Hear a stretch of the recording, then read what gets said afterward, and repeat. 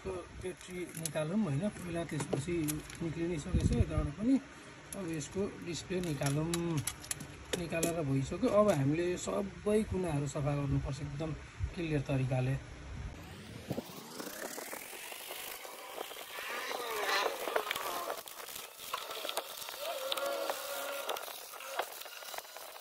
गरी हाम्रो एकदमै फ्रेम सफा भएर रेडी भइसकेको छ डिस्प्ले लगाउनको लागि हैन।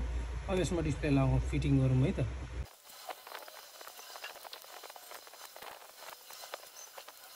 अन गरौँ।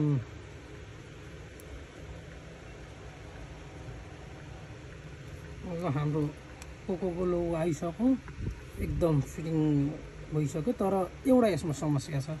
तपाईहरुले यहाँ सायद देख्न सक्नुहुन्छ होला यत्रो ग्याप छ। यो पुरै ब्यान्ड भएको छ हैन। यसलाई अब प्रेस गरौँ सिधा गर्ने हुन्छ कि हुँदैन हैन। भयो भने त दामी फिटिङ आइहाल्छ।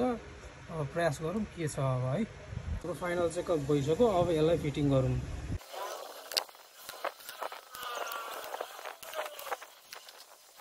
हाम्रो मोबाइल एकदमै रेडी भइसकेको छ। जुन ब्यान्ड थियो ब्यान्ड पनि हराइसकेको छ। एकदमै सिधा भइसक्यो। हेर्न सक्नुहुन्छ।